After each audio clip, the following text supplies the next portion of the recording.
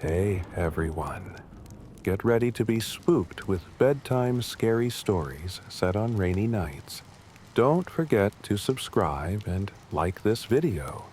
Your support helps me create more of these stories for you to enjoy. Thanks for watching. The rain started early in the evening, just a light drizzle at first, but it gradually turned into a full-blown downpour. I was alone in the house, which was nothing new. Solitude had always been my friend, and tonight, I thought, would be no different. The sound of the rain against the windows was soothing, almost like a familiar lullaby. I had a cup of hot tea in my hands, a blanket draped over my shoulders, and a book on my lap. The power had gone out an hour ago, but I didn't mind. The flickering candlelight added a certain charm to the night. I was halfway through a chapter when I heard it, a faint noise, just barely audible over the rain. I paused, listening carefully. It could have been anything, a creak, a gust of wind, but something about it made me uneasy. I shook it off, telling myself it was just the old house settling or maybe a tree branch brushing against the siding. I returned to my book, trying to lose myself in the story. But then I heard it again, louder this time. A distinct sound, like something or someone was outside. My heart skipped a beat. I set the book down and walked to the back door, peering out into the rain-soaked night. The storm made it impossible to see much of anything beyond the patio. I told myself it was nothing, probably just an animal seeking shelter. But I couldn't shake the unease that had settled in my chest. I checked out the locks on all the doors and windows, double-checking to make sure everything was secure. The house was old but sturdy, having weathered many storms before. I told myself I was safe, but the feeling of being watched wouldn't go away. I tried to return to my book, but I couldn't focus. My mind kept wandering back to that noise. The storm outside seemed to be growing worse, the wind howling and the rain hammering against the roof. Then, out of nowhere, there was a loud bang from the back of the house. I jumped, my heart racing. The noise was followed by the unmistakable sound of glass shattering. Panic surged through me. Someone was in the house. I grabbed my phone, my hands trembling, and tried to call 911. No signal. The storm must have knocked out the cell towers, leaving me completely isolated. I needed to get out, to find help. But as I stood there, frozen with fear, I heard footsteps, heavy, deliberate, coming from the back of the house. My mind raced. I had no weapon, no way to defend myself. My only option was to hide. I ran to the kitchen, sliding on the wooden floor in my socks, and crouched down behind the counter. The footsteps grew louder, closer, until they were right outside the kitchen door. I held my breath, my heart pounding in my ears. The footsteps paused, and for a moment there was only silence. Then, the door creaked open. I peeked around the corner, my body trembling with fear. A figure stood in the doorway, a tall man dressed in black, his face obscured by shadows. He was holding something in his hand, something heavy and metallic. A crowbar, maybe. I couldn't tell, but it didn't matter. What mattered was the look in his eyes, cold and merciless. He took a step into the room, his eyes scanning the area. I pressed myself against the cabinets, praying he wouldn't find me, that he would just leave. But deep down, I knew that wasn't going to happen. I was trapped with nowhere to run. The man moved slowly, methodically, checking each corner of the room. I could hear the creak of the floorboards under his weight, the quiet rustle of his clothes as he moved. I pressed myself into the shadows, trying to make myself as small as possible. He was getting closer. I could see his boots now, just a few feet away. My mind was racing, trying to think of a way out, but there was nothing. I was trapped, helpless. Then, just as he was about to reach my hiding spot, the front door slammed open. The man froze, his head snapping up to look toward the sound. My heart leaped. Maybe it was the police, or a neighbor who had heard the noise. But that hope quickly faded when two more figures entered the room. They were dressed like the first man, all in black, their faces hidden by masks. One of them was holding a knife, the blade gleaming in the candlelight. They didn't speak, didn't make a sound as they moved through the house, searching for something, or someone. I knew I had to act, and fast. If I stayed here, they would find me. I needed to escape, to get out of the house and find help. But the front door was blocked by the two new intruders, and the back door was too far away. My only option was the basement. I waited until the men were distracted, then made my move.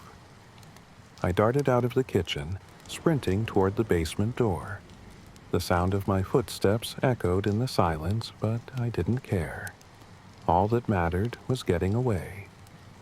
I yanked the door open and rushed down the stairs, my feet barely touching the steps.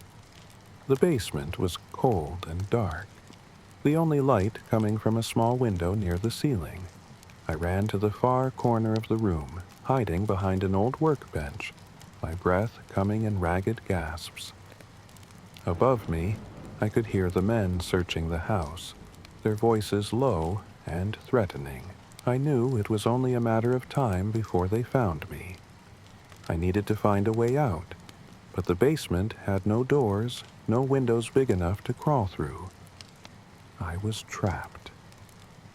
As I cowered in the basement, my mind racing with fear, I heard the sound of footsteps descending the stairs. They were coming for me. I had no choice but to confront them. I looked around the room, searching for something, anything, that I could use as a weapon. My eyes fell on an old, rusty wrench lying on the workbench. It wasn't much, but it was all I had. I grabbed the wrench, holding it tightly in my hand, and waited. The footsteps grew louder, closer, until they were right outside the door. The door creaked open, and one of the intruders stepped inside. He was tall, muscular, his face hidden behind a mask. He looked around the room, his eyes scanning the darkness. My heart pounded in my chest as I watched him, my grip on the wrench tightening. I knew I only had one chance. If I didn't act now, I was as good as dead. I waited until he was close enough, then lunged at him, swinging the wrench with all my might. The metal connected with his head with a sickening thud, and he crumpled to the ground, unconscious. But before I could even catch my breath, the other two men burst into the room. They moved quickly, pinning me to the ground before I could react. I struggled, kicking and screaming, but they were too strong. They dragged me back upstairs, my body aching from the rough handling. The man with the knife approached me, his cold eyes gleaming with malice.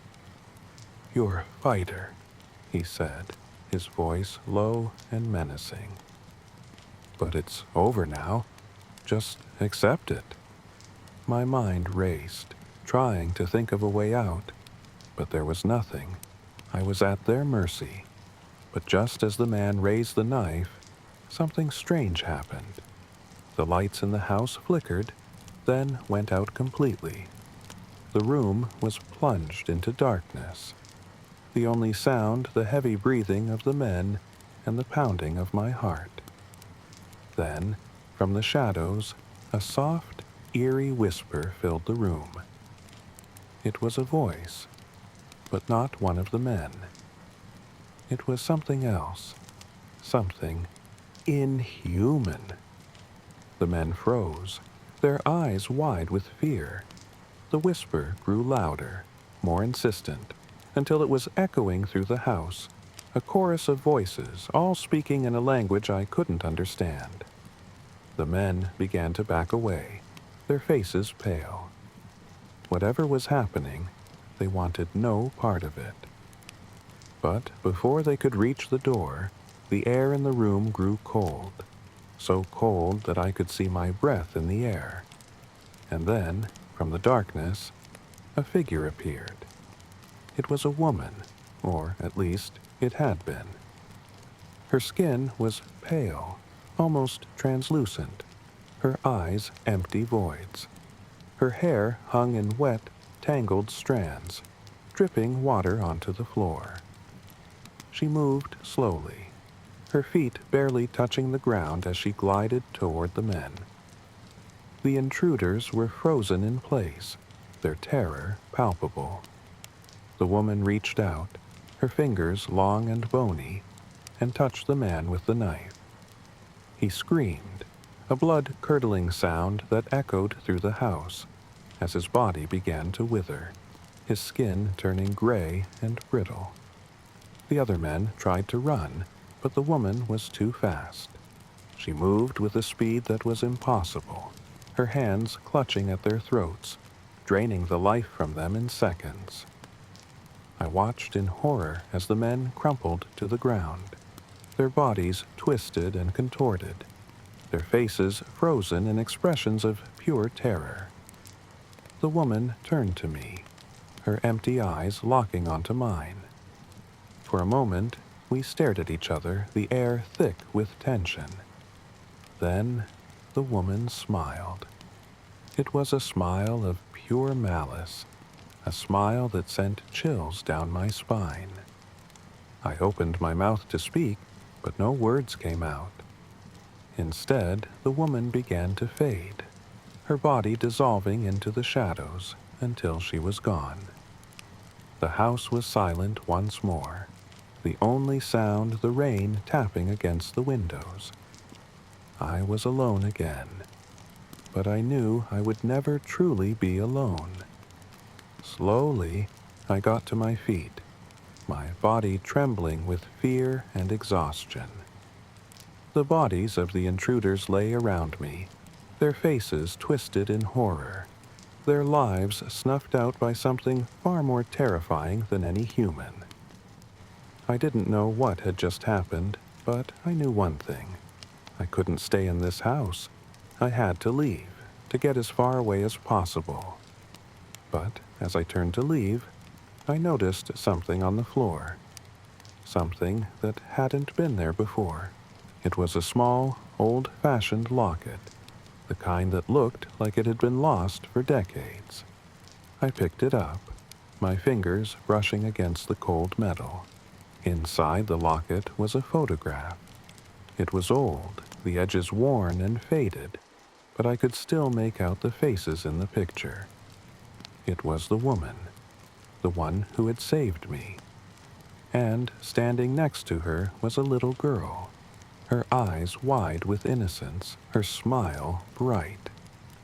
Ava's heart stopped. The little girl in the photograph was her. She dropped the locket, her mind reeling. How could this be possible? Who was that woman? And why had she saved her? But deep down, she knew the answers. The woman was her past, her family, a part of her she had never known. And now she had returned to protect her. But at what cost? I left the house that night, never to return. I moved far away, to a place where the rain didn't fall so often, where the nights weren't so dark. But I could never escape the memories, the nightmares that plagued me every time I closed my eyes. The woman, the intruders, the terror, it was all burned into my mind, a constant reminder of that night. And the locket. I could never bring myself to throw it away. It sat in a drawer, hidden from view, but always there, a sinister reminder of the darkness that lurked just beneath the surface. Because I knew one thing for certain, the past never truly stays buried. And sometimes, it comes back to haunt you in the most horrifying ways. Get ready for the next story that will send chills down your spine. Hit that subscribe button and give us a thumbs up if you enjoyed the story. Your support means the world and keeps these thrilling tales coming. It all started on an ordinary night. I was exhausted after a long day of work, so I slipped into bed and quickly fell asleep. But that night, something was different. I found myself standing on a crowded street, surrounded by people I didn't recognize. There was a sense of unease in the air, a feeling that something was terribly wrong. In the dream, I saw a man crossing the street, completely unaware of the car speeding toward him. I tried to scream, to warn him, but no sound came out. The car hit the man with a sickening thud, and I woke up with a start, my heart pounding in my chest.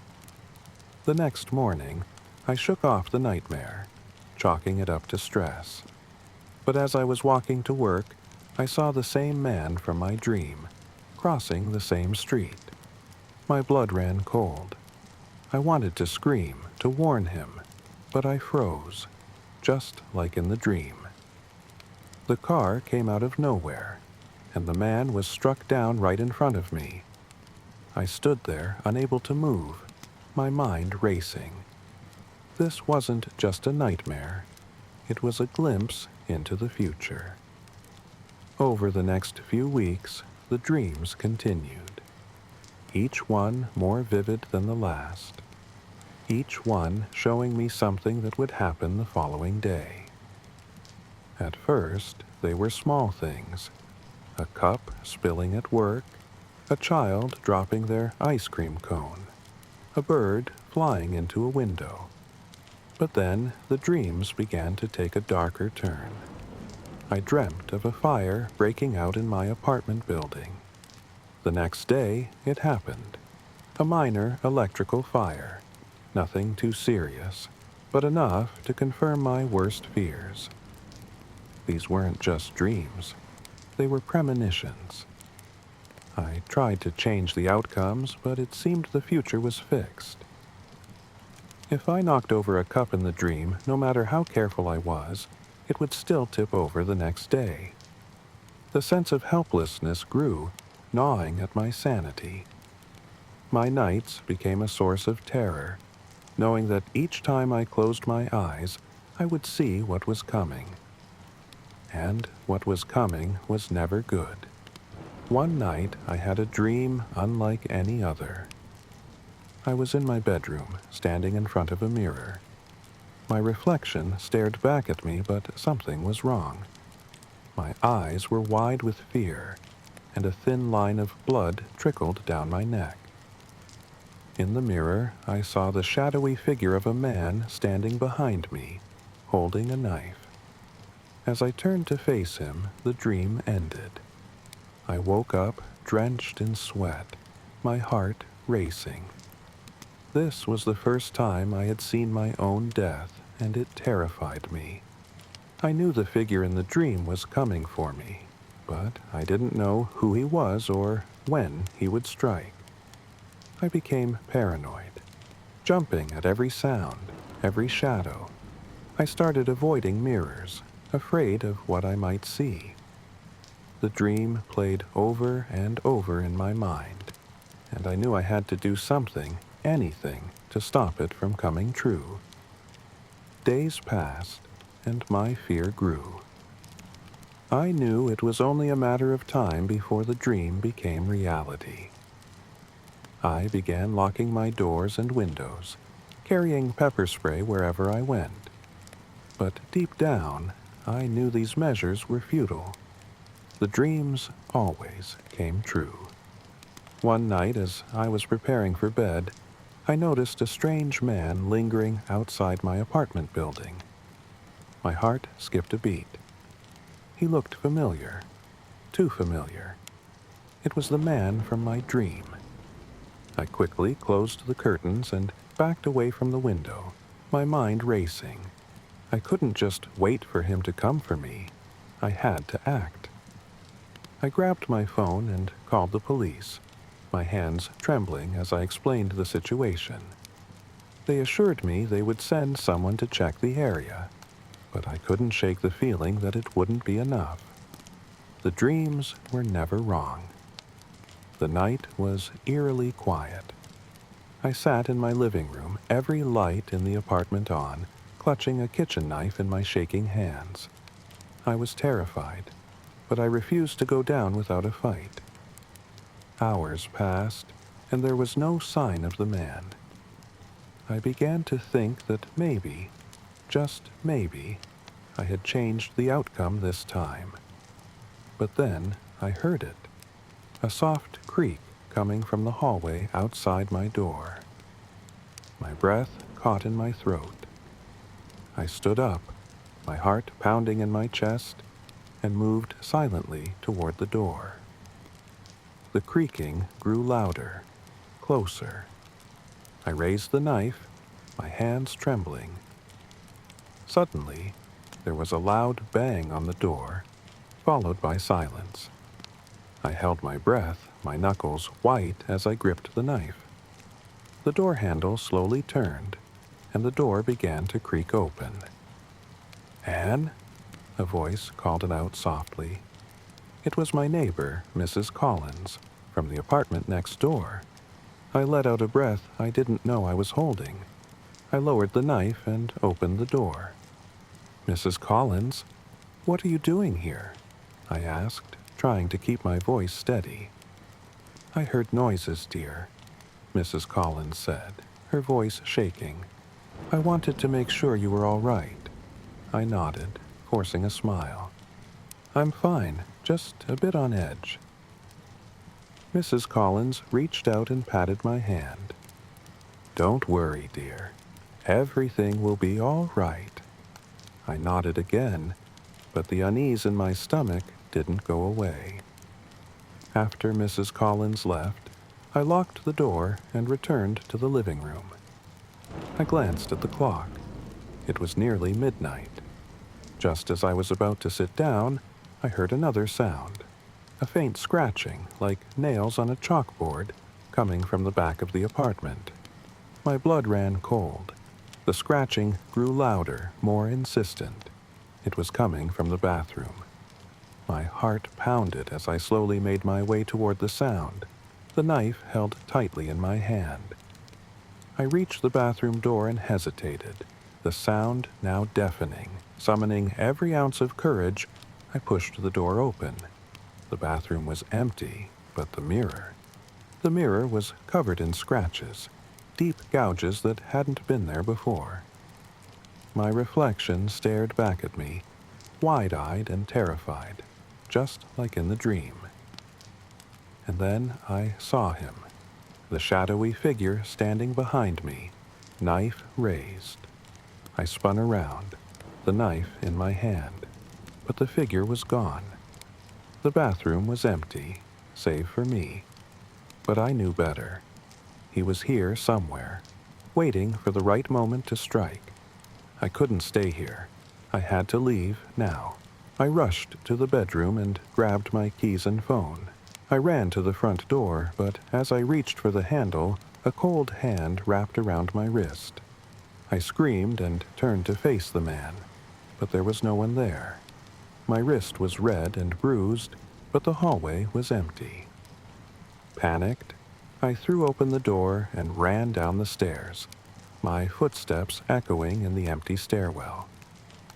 I burst out of the building and into the night, my breath coming in ragged gasps.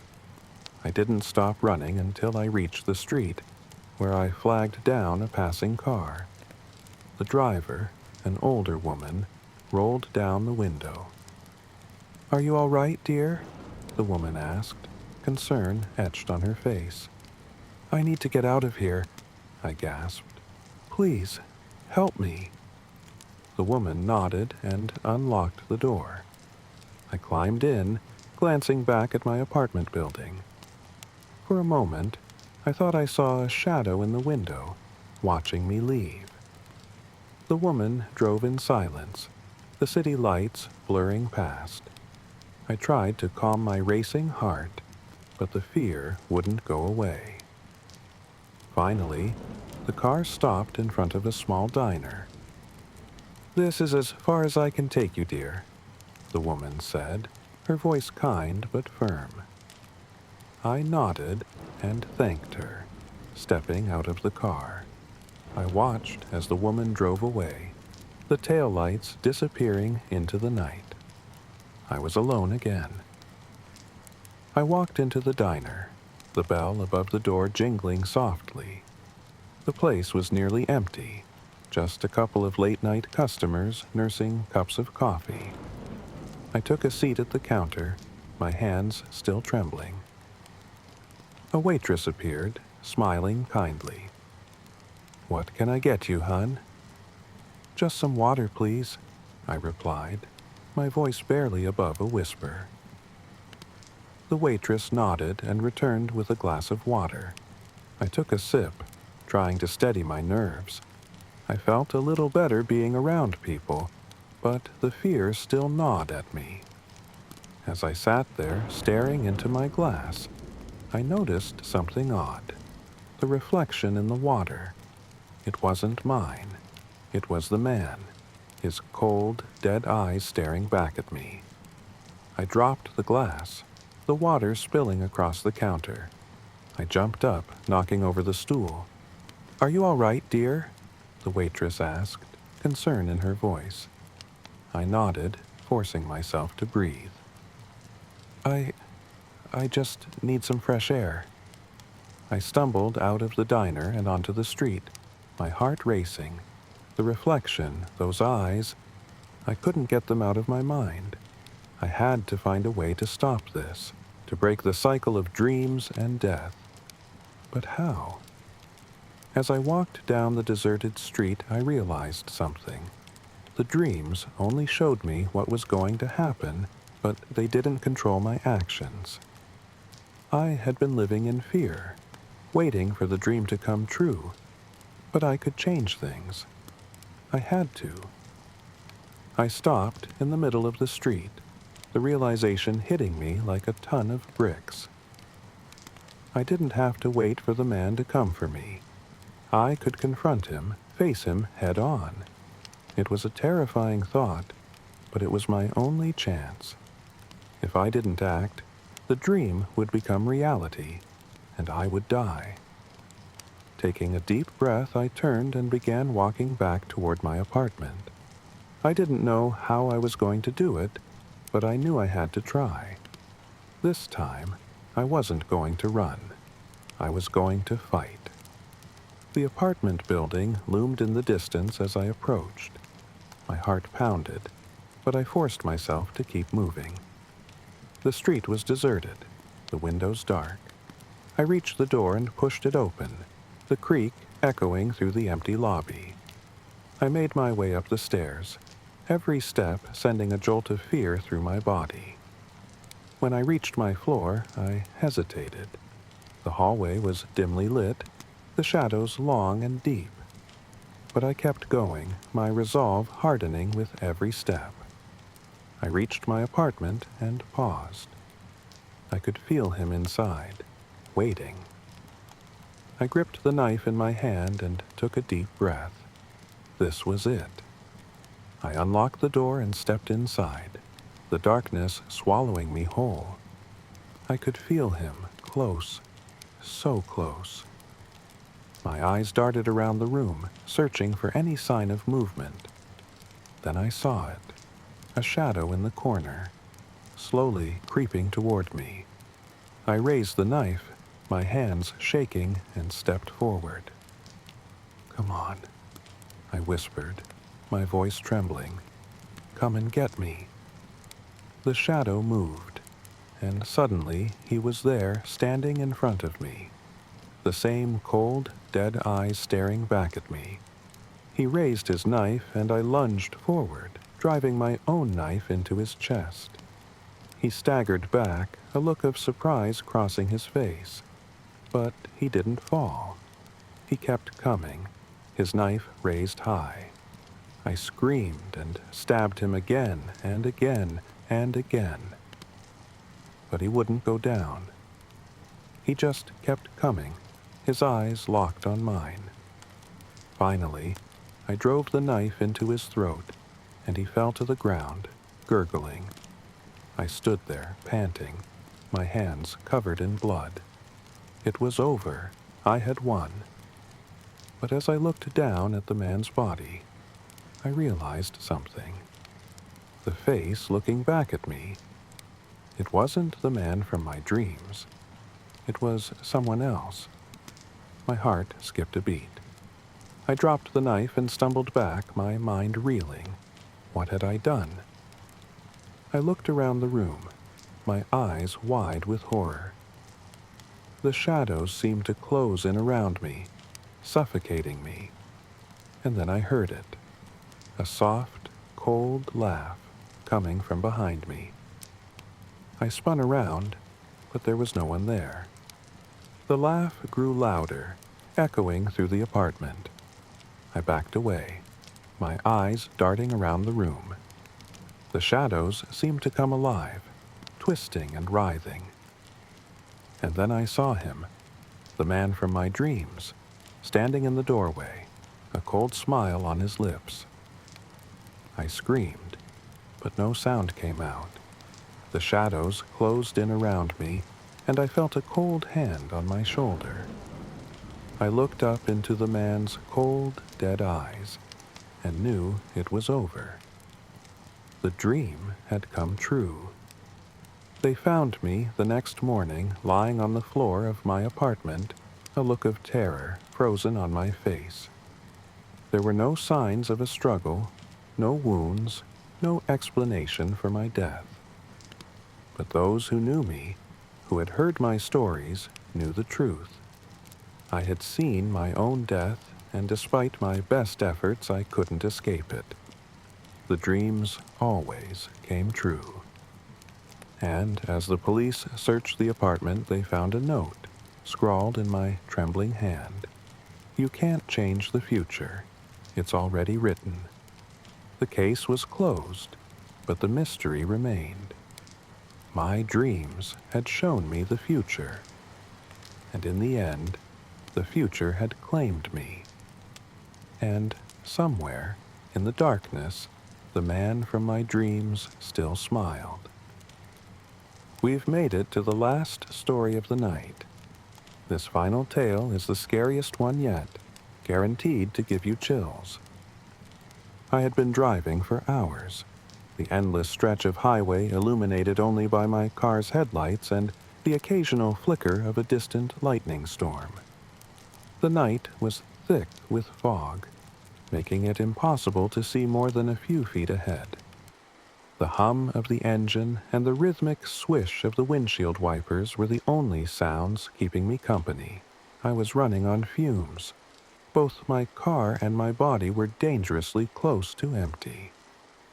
When I saw the faint glow of a neon sign in the distance, a wave of relief washed over me. A gas station, finally. I hadn't seen another soul for miles, and the thought of pulling over to refuel and maybe grab a coffee felt like salvation.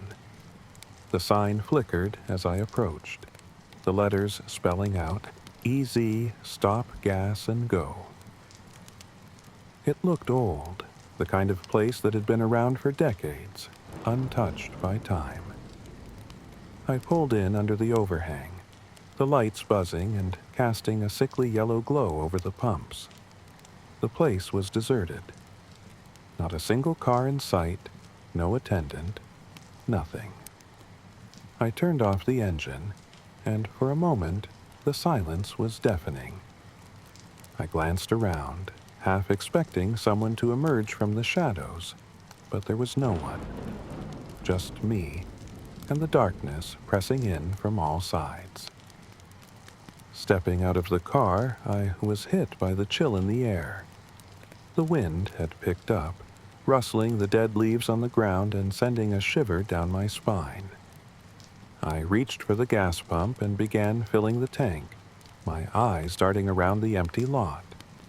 The place felt wrong, like it was stuck in time, a relic of the past that had been forgotten by everyone except the occasional lost traveler.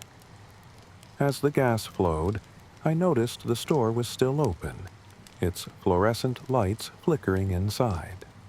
I decided to go in, hoping to find some coffee to keep me awake for the remainder of the drive. The bell above the door jingled as I stepped inside, the sound startlingly loud in the stillness. The interior was as old as the exterior. Shelves lined with dusty snacks, outdated magazines, and a small display of faded postcards. The air was stale, and the flickering lights gave the place an eerie, almost ghostly feel. I walked up to the counter, where an old cash register sat, its keys worn and dusty. Behind the counter was a door leading to the back room, slightly ajar. I peered through the gap, but all I could see was darkness. "Hello?" I called out, my voice sounding small and insignificant in the empty space. There was no answer. I felt a growing unease, the hairs on the back of my neck standing on end. Something wasn't right. I decided to just grab a coffee and leave as quickly as possible. As I reached for a cup, the bell above the door jingled again. I turned, expecting to see another customer, but instead, a man stood there, drenched from the rain that had started outside. His clothes were old, tattered, and covered in mud. He looked like he had walked out of a different time, his eyes hollow and lifeless. "Didn't think anyone else would be out here tonight," I said, trying to break the tension. The man didn't respond. He just stared at me, his eyes unblinking. There was something off about him, something that made my skin crawl. I quickly poured my coffee, feeling the weight of his gaze on me the entire time. "Can I help you?" I asked, my voice shaky. He didn't answer. Instead, he slowly walked past me, his footsteps heavy on the worn linoleum floor. He made his way to the back of the store, disappearing into the shadows. I felt a cold dread settle in my stomach. Something was very wrong here. I grabbed my coffee and headed for the door, eager to get back to my car and leave this place behind. But as I reached for the handle, the lights suddenly went out, plunging the store into darkness. Panic surged through me as I fumbled in the dark, trying to find the door. My heart pounded in my chest, the silence of the store now replaced by the sound of my own ragged breathing.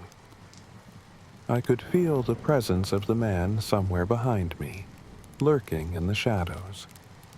I managed to push the door open and stumbled outside, only to find the night had become even darker, the fog thicker. The neon sign that had once been a beacon was now completely off, leaving me in near total darkness.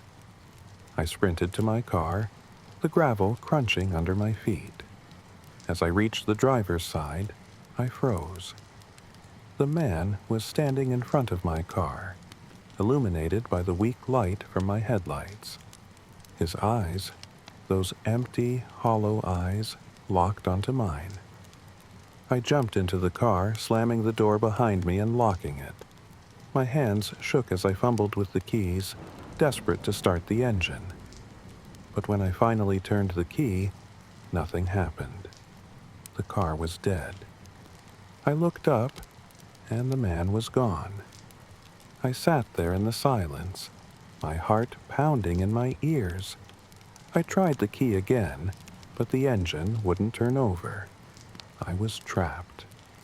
Trapped in this God-forsaken place with no way out.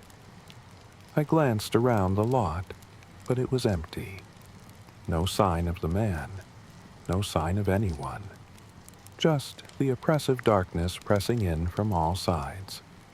I had to do something. I couldn't just sit here and wait for whatever was out there to come for me.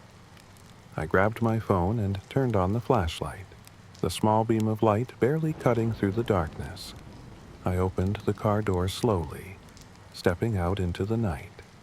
I had two choices: go back into the store and try to find help, or stay here and hope someone would come by. But deep down, I knew no one was coming. I was on my own. I started toward the store, the light from my phone casting long shadows across the ground. Every noise, every rustle of the wind made me jump, my nerves frayed to the breaking point. As I reached the door, I hesitated. The man could still be inside, waiting for me, but I had no other option. I pushed the door open and stepped into the darkness. The store was pitch black, the only light coming from my phone. The air was thick, heavy with an unnatural stillness. I moved cautiously, my footsteps echoing in the silence. "Hello?" I called out again, my voice trembling. No response. I continued forward, toward the back of the store where I had last seen the man. As I approached the counter, my flashlight flickered, casting strange shadows on the walls. I aimed the beam toward the back room, the door still slightly ajar. I swallowed hard and pushed the door open with my free hand. The room was small, cluttered with old boxes and shelves. But there, in the corner, was something that made my blood run cold. The man was standing there, his back to me. He was holding something in his hands, something that looked like a knife. I stepped back, my breath catching in my throat. He turned slowly, his lifeless eyes fixing on me once more. The knife gleamed in the light from my phone, and he began to walk toward me, his movements slow and deliberate. I stumbled back, knocking over a shelf, the noise loud and jarring in the silent store. I turned and ran, the beam from my flashlight bouncing wildly as I sprinted toward the front door. But just as I reached the entrance, the door slammed shut on its own, trapping me inside. I pounded on the door, desperate to get out, but it wouldn't budge. I turned to see the man slowly advancing, the knife glinting in the faint light. My mind raced, trying to make sense of what was happening, but nothing made sense. This was a nightmare, and I was living it. As the man came closer, I noticed something strange. His face. It was changing. His features seemed to shift, morphing into something monstrous, something inhuman. His mouth twisted into a grotesque smile, revealing sharp, jagged teeth. I backed away, my legs shaking, the reality of the situation crashing down on me. This wasn't just a man. This was something else, something evil. I screamed, the sound tearing from my throat as the creature lunged at me, the knife flashing in the darkness. I ducked just in time, the knife slicing through the air where my head had been moments before. I bolted toward the back of the store, desperate to find another way out. The creature was right behind me, its footsteps heavy and relentless. I rounded a corner and spotted a small window near the ceiling, just big enough to crawl through. Without thinking, I grabbed a nearby chair and smashed it against the glass, shattering it. I hoisted myself up, my hands bleeding from the broken glass, and squeezed through the opening. I tumbled out into the cold night air, landing hard on the gravel outside. I scrambled to my feet and ran, not daring to look back. The woods loomed ahead, dark and foreboding, but they were my only chance. I plunged into the trees, the branches scratching at my skin as I ran. The wind howled through the trees, drowning out any sound of pursuit. But I could feel it. Whatever that thing was, it was still after me. I ran until my legs gave out, collapsing in a small clearing, gasping for breath. The silence was deafening, but I knew I couldn't stay here. I had to keep moving, keep running. But as I struggled to my feet, I heard it, a low, guttural growl coming from the darkness. I spun around, my heart racing. The creature was there, standing at the edge of the clearing, its eyes glowing in the darkness. It had found me. There was no escape this time. I was too far from the road, too deep in the woods. I was trapped. The creature stepped forward, its body twisting and contorting in unnatural ways. It opened its mouth, the growl growing louder, more menacing. I knew this was the end. There was no way out. I braced myself, my fists clenched, ready to fight, even though I knew it was hopeless. But just as the creature lunged at me, something happened. A blinding light filled the clearing so bright it hurt my eyes. The creature shrieked, recoiling from the light, its body writhing in agony. I looked up, shielding my eyes, and saw the source of the light. It was my car, headlights blazing as it sped toward the clearing. I didn't question it. I ran toward the car, throwing myself inside just as it reached me. The door slammed shut behind me, and the engine roared to life. I looked back at the creature, now just a shadow in the rearview mirror as I sped away, its howls fading into the distance. Chapter 10. The Aftermath. I didn't stop driving until I was far, far away from that gas station, from those woods. The night seemed to stretch on forever, the road endless, but I didn't care. I just kept going, the memory of what had happened replaying over and over in my mind. Eventually, I reached a small town, pulling into the first gas station I saw. This one was brightly lit, bustling with people. I parked the car and stumbled out, my legs shaking, my body covered in cuts and bruises. As I stood there, trying to catch my breath, the attendant approached me. Concern etched on his face. "Are you okay?" he asked. I nodded, unable to speak, still in shock. "Where did you come from?" he asked. I looked back at the road I had just traveled, the memories of the nightmare still fresh in my mind. "A gas station," I finally managed to say. "Back down the road." The attendant frowned. "There's no gas station for miles that way," he said. "Hasn't been one for years." I froze, my blood turning to ice. I turned to look at the road again, but it was empty, just a long stretch of highway disappearing into the darkness. The attendant's words echoed in my mind, the truth sinking in. There was no gas station. There never was. I had escaped something that wasn't supposed to exist.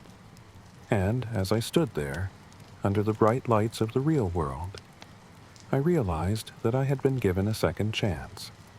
But the memory of that night, of the creature, would haunt me forever. Somewhere out there, on that lonely stretch of road, the easy stop, gas and go still waits, its lights flickering in the darkness, waiting for its next victim.